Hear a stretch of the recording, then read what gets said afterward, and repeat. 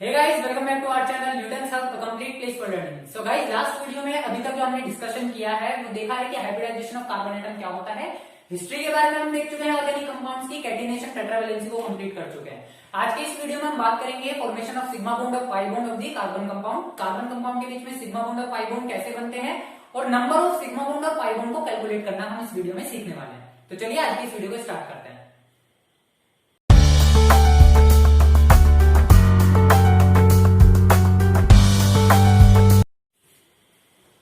तो गाइस, सबसे पहले जो हम बात कर रहे हैं वो कर रहे हैं formation of sigma and pi bonds. ठीक है, तो सिग्मा एंड पाई बॉन्ड्स की फॉर्मेशन की जब हम बात कर रहे हैं तो सबसे पहले हम सिग्मा को सुन लेते हैं कि सिग्मा कैसे बनता है। तो इसको हम लिखेंगे सिग्मा बॉन्ड। तो देखिए, जो सिग्मा बॉन्ड होता है दो तरीके की ओवरलैपिंग होती है। कार्बन कंपाउंड्स के बीच में बॉन्ड फॉर्मेशन करते टाइम दो तरीके की ओवरलैपिंग होती है। एक तो होती है कोएक्सियल और ये होती है हमारी कंप्लीट ओवरलैपिंग।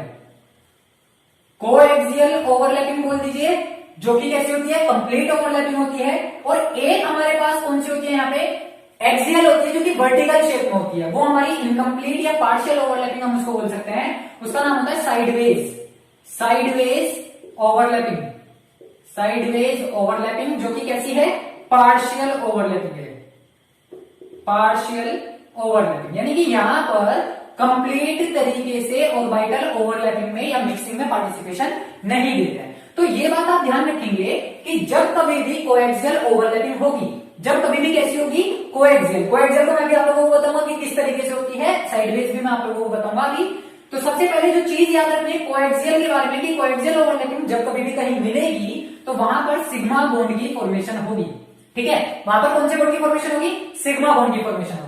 और जब कभी भी कहीं पर साइडवेज ओवरलैपिंग होगी तो वहां पर कौन से बॉन्ड की फॉर्मेशन हो रही होगी, पाई बॉन्ड की फॉर्मेशन हो रही होगी। ये दो बातें जो सबसे पहले आप लोगों को याद रखनी है कि सिग्मा बॉन्ड की फॉर्मेशन और पाई बॉन्ड की फॉर्मेशन कब होती है। सिग्मा बॉन्ड तब होगा जब क्या बनेगी, कोएक्सियल ओवरलैपिंग होगी यानी कंप्लीटली ओवरलैपिंग होगी। पाई बॉन्ड कब बनेगा, पाई बॉन्ड तब बनेगा जब साइडवेज ओवरलैपिंग होगी यानी पार्शियल ओवरलैपिंग होगी। तो चलिए देखते हैं सबसे पहले कि सिग्मा बॉन्ड की फॉर्मेशन है, कोएक्सियल का क्या मतलब है।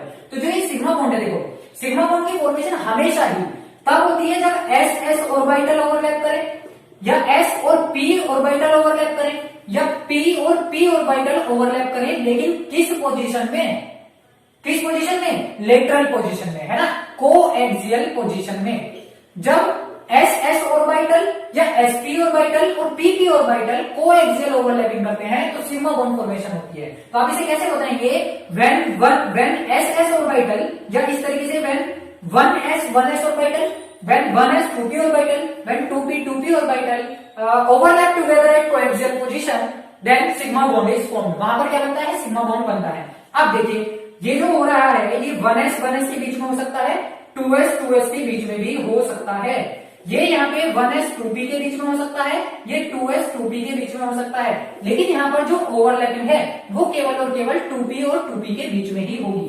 ठीक है, तो यहां से क्या हो रहा है, सिग्मा बॉन्ड फॉर्मेशन हो रही है। अब जब सिग्मा बॉन्ड फॉर्मेशन हमने देख लिया कि ये कोएक्सियल पोजीशन पर होती है तो पाई बॉन्ड के लिए कौन सी ओवरलैपिंग है, तो इसको आप डायग्रामेटिकली तरीके से कैसे समझेंगे। डायग्रामेटिक तरीके से समझने के लिए आप एक काम करिए कि इसको हम डायग्राम में कन्वर्ट कर देते हैं ताकि आपको लेटरल या कोएक्सियल ओवरलैपिंग समझने में आसानी हो। देखिए, एस ऑर्बिटल की जो शेप होती है वो कैसे होती है, सर्कुलर। यहां से एक बात और याद रखनी है आप लोगों को कि एस जो होता है वो स्फेरिकल होता है, स्फेरिकल शेप में होता है, और जो पी होता है वो डम्बेल शेप में होता है। किस शेप में होता है, डम्बेल शेप में। तो ये दो शेप आपको याद रखनी है, स्फेरिकल शेप की हो गई, डम्बेल शेप ये हो गई। तो ये किसकी शेप हुई, एस ऑर्बिटल की, ये किसकी शेप हुई, पी ऑर्बिटल की। यहां से एस ऑर्बिटल की, यहां से पी ऑर्बिटल की। तो जब एक एस ऑर्बिटल दूसरे एस ऑर्बिटल से ओवरलैपिंग करेगा, ये मेरे पास क्या थे, दो ऑर्बिटल थे एस और एस, दोनों मिक्स हुए, ओवरलैप किया, ये हो गई इनकी ओवरलैपिंग। तो ये जो ओवरलैपिंग है ये कौन सी ओवरलैपिंग है, कोएक्सियल, क्योंकि दोनों के दोनों आए और एक्स एक्सिस पर आपस में ओवरलैप कर गए। इसी तरीके से अगर एक एस ऑर्बिटल आता है और एक पी ऑर्बिटल आता है और ये आपस में इंटरमिक्स करते हैं तो कैसा बनेगा बताओ, इस तरीके की कुछ एक स्ट्रक्चर आपको देखने मिलेगी, है ना। ये इस तरीके से यहाँ पे ओवरलैप कर गए, तो ये वाली जो ओवरलैपिंग हुई है ये, या बुक के अंदर जो आप देखोगे कुछ ऐसा बना हुआ मिलेगा, ये रहा। ये जो इंटरमिक्सिंग हुई है कैसी हुई है, कोएक्सियल ओवरलैपिंग हुई है। और ये वाला कौन सा बना, एसपी वाला बना। ये कौन सा बना था, एस और एस वाला बना था। एक और आ जाती है इसमें हमारे पास तीसरी, जब वो पी और पी आते हैं, यानी एक डंबल आया प्लस दूसरा डंबल आया, दोनों इंटरमिक्स हुए। इंटरमिक्स होते के साथ ही क्या बना, एक नया बॉन्ड फॉर्मेशन हुआ, इंटरमिक्सिंग हुई कोएक्सियल पोजीशन पर। तो ये वाला जो बना वो पी और पी वाला बना। तो इस तरीके की जो ओवरलैपिंग होती है वो कौन सी होती है, कोएक्सियल, यानी कि दोनों लेट करके आने वाले हैं। ठीक है, एक बंदा यहां से आएगा भाग करके लेटा हुआ, दूसरा बंदा सामने से आएगा लेटा हुआ, दोनों आपस में टकराएंगे और इंटरमिक्स हो जाएंगे। तो इस टाइप की जो ओवरलैपिंग है वो कैसी होगी, कोएक्सियल ओवरलैपिंग होगी। अब बात करेंगे साइडवेज की। साइडवेज ओवरलैपिंग कैसी होने वाली है, साइडवेज ओवरलैपिंग में देखो एक ऐसा ऑर्बिटल, सबसे पहली जो चीज है पाई बॉन्ड की जो फॉर्मेशन हम बात कर रहे हैं, पाई बॉन्ड जो है वो हमेशा ही किससे बनना है, साइडवेज ओवरलैपिंग से बनना है। और साइडवेज ओवरलैपिंग हमेशा ही केवल और केवल पी और पी में होती है, एस और पी में नहीं होती। ये बात आप लोग याद रखेंगे, एक एस और एक पी कभी भी साइडवेज ओवरलैपिंग नहीं कर सकते। क्यों, क्योंकि ये कैसा है, देखो ये यूनिफॉर्म है, यहाँ पर जो इलेक्ट्रॉन डिस्ट्रीब्यूशन है वो कैसा होने वाला है, यूनिफॉर्म होने वाला है। लेकिन इस केस में, पी के केस में इलेक्ट्रॉन यहाँ पर तो है ही नहीं, जिस जगह पर नोड आ रही है वहां पर तो इलेक्ट्रॉन है ही नहीं। इलेक्ट्रॉन डेंसिटी कहां पर जाता है, या तो इधर जाता है या इधर जाता है। तो ये वाला इलेक्ट्रॉन समझ ही नहीं पाएगा कि वो ऊपर की तरफ जाए या नीचे की तरफ जाए, जिसकी वजह से बीच में आकर के मिक्स हो जाता है, इंटरमिक्स हो जाता है, वहां पर कोई ओवरलैपिंग नहीं हो पाती। इसी वजह से हम ये कहते हैं कि जब एक पी ऑर्बिटल दूसरे पी ऑर्बिटल के साथ आएगा, वो आपस में क्या करेंगे, साइडवेज ओवरलैपिंग करेंगे। और साइडवेज ओवरलैपिंग होती है यहां से, ये वाली जो ओवरलैपिंग है, देखो ये वाला और ये वाला, ये वाला और ये वाला जो लोब है वो आपस में इंटरमिक्स होंगे। और इंटरमिक्स होंगे किस तरीके से, कुछ इस तरीके से, ये दोनों आपस में क्या हुए, दोनों लोग इंटरमिक्स हो गए। तो ये वाली जो ओवरलैपिंग यहां देखने के लिए मिली, ये कैसी ओवरलैपिंग हुई, साइडवेज ओवरलैपिंग। इसी को क्या नाम दिया गया है, साइडवेज ओवरलैपिंग का नाम दिया गया है। तो इस तरीके से हम ये कह सकते हैं कि यहां पर जो ओवरलैपिंग हो रही है वो पार्शियल ओवरलैपिंग है, और यहां जो ओवरलैपिंग हो रही है वो कैसी हो रही है, कंप्लीट। क्योंकि इलेक्ट्रॉन डेंसिटी क्या हो रही है, पीक पॉइंट पर है, यहां इलेक्ट्रॉन डेंसिटी ज्यादा है, यहां इलेक्ट्रॉन डेंसिटी ज्यादा है, दोनों इंटरमिक्स हो गए, इलेक्ट्रॉन डेंसिटी डबल हो गई। लेकिन यहां पर इलेक्ट्रॉन डेंसिटी कैसी हो गई थी, फेल हो गई थी। इलेक्ट्रॉन को समझ ही नहीं आ पा रहा था कि वो ऊपर वाली लोब के पास जाए या नीचे वाली लोब के पास जाए, जिसकी वजह से यहां पर जो बॉन्ड फॉर्मेशन हुई वो कैसी हुई है, ऐसे हुई है, वर्टिकल पोजीशन में, यानी साइडवेज पोजीशन में हुई है।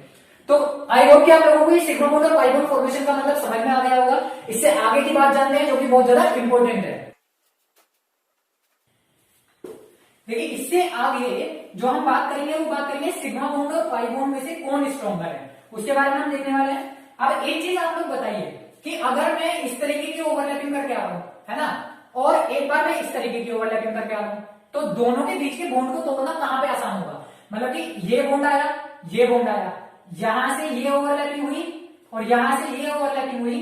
इस केस में क्या हुआ, एक ये वाला लोब था और एक ये वाला लोब था, दोनों इस तरीके से जुड़े, इनके बीच में कहीं ना कोई गैप जरूर होगा, डिस्टेंस जरूर होगा। तो तोड़ना किसे आसान है, बताओ, किसे आसानी से तोड़ पाओगे, इसको तोड़ लोगे क्या, इसे तोड़ लोगे, नहीं, बिल्कुल ठीक बात, इसको तोड़ना आसान होगा। क्यों, क्योंकि यहां पर ब्रिज बन गया, और ब्रिज पर आसानी से हम इलेक्ट्रॉन डेंसिटी को इंक्रीज करके या किसी भी एक दूसरे रिएजेंट को डाल करके क्या कर सकते हैं, इस बॉन्ड को ब्रेक कर सकते हैं। तो इसका मतलब ये हुआ कि पाई बॉन्ड जो होता है, जो पाई बॉन्ड है वो कैसा है, वीकर है। Pi bond weaker then sigma, किससे, सिग्मा बॉन्ड से। तो ये जो रिजल्ट यहां हमें देखने के लिए मिला, उसके पीछे का रीजन क्या है, सिग्मा बॉन्ड के स्ट्रॉन्गर होने का रीजन क्या है, कोएक्सियल ओवरलैपिंग, और पाई बॉन्ड के वीक होने का रीजन क्या है, पार्शियल ओवरलैपिंग या साइडवेज ओवरलैपिंग। तो ये एक नंबर का क्वेश्चन है जो कि आपका एग्जामिनेशन में पूछा जाता है। केमिकल बॉन्डिंग में भी ये एग्जामिनेशन में पूछा जाएगा कि why sigma bond is stronger than pi bond. तो आप रीजन क्या लिखेंगे, because sigma bond is formed by the coaxial overlapping and pi bond is formed by the sideways overlapping, due to which sigma bond is stronger than pi bond. अब चलिए ये बात हमने देख ली कि सिग्मा बॉन्ड पाई बॉन्ड में से कौन ज्यादा स्ट्रॉन्गर है। अगर मैं कहूं आपसे कि इस तरीके से sp3 हाइब्रिडाइजेशन साथ में रखा हुआ है, ठीक है, फिर sp3 हाइब्रिडाइजेशन साथ में रखा हुआ है, फिर sp2 हाइब्रिडाइजेशन साथ में रखा हुआ है, और लास्ट हमारे पास sp और sp हाइब्रिडाइजेशन साथ में रखा हुआ है। इनमें से अगर मैं कहूं कोवेलेंट नेचर जो है, देखिए किसी भी कंपाउंड के अंदर कोवेलेंट नेचर अगर बढ़ रहा है ना, डायरेक्शनल नेचर अगर बढ़ रहा है तो कोवेलेंट कैरेक्टर बढ़ जाता है। इसका मतलब ये हुआ कि जिस स्ट्रक्चर में sp3 कार्बन एक साथ बैठे होंगे वहां पर जो कोवेलेंट नेचर होगी वो बहुत ज्यादा होगी, सही। और अगर मैं बात करूं sp3 की, यानी कि एक कार्बन ऐसा है और एक कार्बन डबल बॉन्डेड है, तो उस केस में कोवेलेंट कैरेक्टर थोड़ा सा डिक्रीज हो जाएगा। इसमें क्या हो गया, दोनों ही डबल बॉन्डेड है, ठीक है। यहाँ पर ये तो सिंगल बॉन्डेड है, अगला डबल बॉन्डेड हो जाए, और यहाँ पर ये क्या हो रहा है, दोनों ही डबल बॉन्डेड है। इस वाले केस में क्या होता है, ट्रिपल बॉन्डेड हो जाए। तो जो कोवेलेंट कैरेक्टर होता है वो डायरेक्शनल कैरेक्टर जो होता है, डायरेक्शनल कैरेक्टर बढ़ने के साथ साथ बढ़ता चला जाता है। अब डायरेक्शनल कैरेक्टर को कैसे करूं मैं, मान लीजिए S% कैरेक्टर की मैं बात कर रहा हूं, S% कैरेक्टर की मैंने बात करी है, तो sp3 हाइब्रिडाइजेशन पढ़ा हमने, sp2 हाइब्रिडाइजेशन पढ़ा हमने, sp हाइब्रिडाइजेशन पढ़ा हमने। S% कैरेक्टर का मतलब होता है partnership of s orbital to the p orbital, कि किस तरीके से इनकी पार्टनरशिप रही है। अब मान लीजिए टोटल कितने ऑर्बिटल आपको दिखाई दे रहे हैं, बताओ। ऑर्बिटल काउंट करो पहले, s का एक ऑर्बिटल है, ठीक है, p के 3 ऑर्बिटल है, s का ऑर्बिटल p का ऑर्बिटल, s का एक है p के 3 है, यहां पे देखो s का एक है p के 2 है, s का एक है p का 1 है। अब टोटल परसेंटेज को मैं कह रहा हूं 100% होती है, उसको डिस्ट्रीब्यूट कर दो between the s and p orbital, distribute करो। 1 पार्ट ऑफ 100% किस पे जाने वाला है, s के पास, और 3 पार्ट ऑफ 100% किसके जाने वाले हैं, p के पास। तो आप इसको कैसे डिस्ट्रीब्यूट करोगे, 25% ऑफ s कैरेक्टर और 75% ऑफ p कैरेक्टर, बिल्कुल ठीक बात है। बताओ ऐड करोगे तो कितना आने वाला है, 100% ही आने वाला है। तो इसका मतलब ये हुआ sp3 हाइब्रिडाइजेशन में s कैरेक्टर कितना होता है, 25%, p कैरेक्टर कितना होता है, 75%।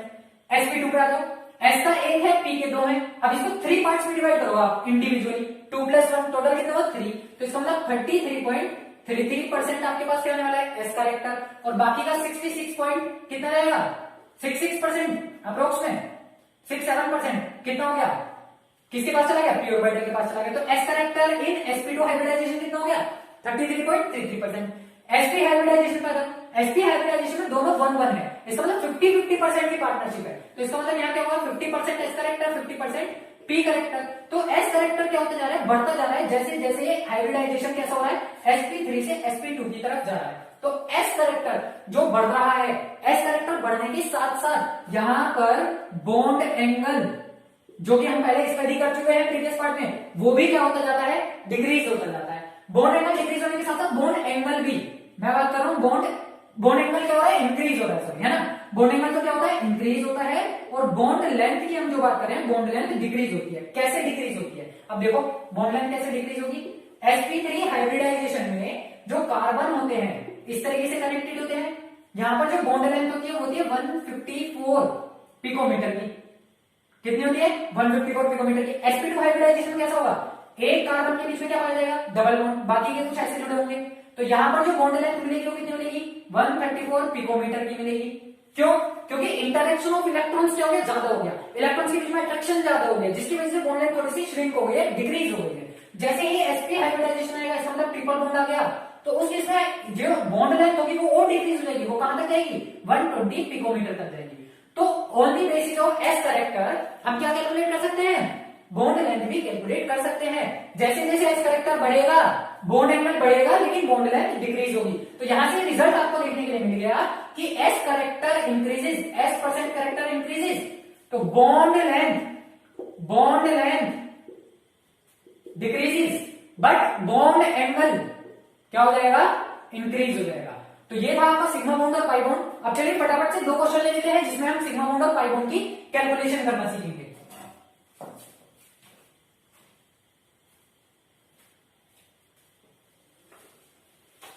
तो सिग्मा बॉन्ड और पाई बॉन्ड को कैसे कैलकुलेट किया जा सकता है, देखते हैं। मान लीजिए मेरे पास एक स्ट्रक्चर है कुछ ऐसी, ठीक है, यहां पर एक कार्बन मैंने अटैच कर दिया, यहां मैंने एक कार्बन अटैच कर दिया, यहां मैंने डबल बॉन्ड लगा दिए, यहां मैंने कार्बन लगा दिया, यहां मैंने डबल बॉन्ड लगा दिया, यहां कार्बन, यहां कार्बन। तो बताओ ये किसकी स्ट्रक्चर है, बिल्कुल ठीक, बेंजीन की स्ट्रक्चर है। इस बेंजीन की स्ट्रक्चर में जो बाकी के बचे कैसे होंगे, इस तरीके से भरे हुए होंगे, ठीक है। सारे में क्या जोड़ेंगे, H जोड़ेंगे, यानी C6H6 की हमने बात करी है, एक H आ गया, ये आ गया, ये आ गया, ये आ गया, ये आ गया और ये आ गया। अब मैं कह रहा हूं आपसे नंबर ऑफ सिग्मा बॉन्ड और पाई बॉन्ड कैलकुलेट करो। तो सिग्मा काउंट करना शुरू कर दो, 1 sigma, 2 sigma, 3 sigma, 4 sigma, 5 sigma, 6 sigma, 7 sigma, 7 sigma, 8 sigma, 9 sigma, 10 sigma, 11 sigma, 12 sigma.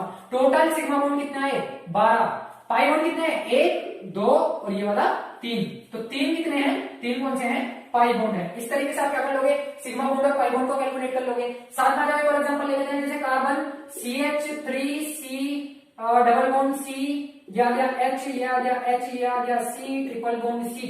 अब बताओ यहाँ पे हमें कैलकुलेट करना है क्या, sigma bond pi bond calculate करना है, तो काम करना शुरू करो। जहां पर एक एच है इसको आप खोल दो, ये खोलिए, यहाँ पर एक 3 एच है इसको भी आप खोल दो, तो एक एच आ गया, एक ये आ गया, एक ये आ गया। अब काउंट करना शुरू करो, 1 2 3 4 5 6 7 8 9 10।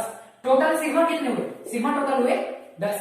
बाकी बचे हुए कौन होंगे, पाई। देखो यहां से 2 बॉन्ड बच रहे हैं ना, ये कितने बच रहे हैं, 2 बॉन्ड, इसका मतलब ये 2 पाई तो ये रहे, और ऐसे ही यहाँ पर एक पाई बॉन्ड बचा हुआ है, ठीक है, तो एक पाई यहां से आ गया, तो टोटल पाई बॉन्ड कितने हुए, 3। तो इस तरीके से आप किसी भी क्वेश्चन में से सिग्मा बॉन्ड और पाई बॉन्ड की कैलकुलेशन कर सकते हैं। यहां से क्वेश्चन आपके एग्जामिनेशन में पूछा जाएगा, कोई भी स्ट्रक्चर आपको दे देगा, साथ में करेगा सिग्मा बॉन्ड और पाई बॉन्ड की कैलकुलेशन करिए या find out the number of sigma bond and pi bond.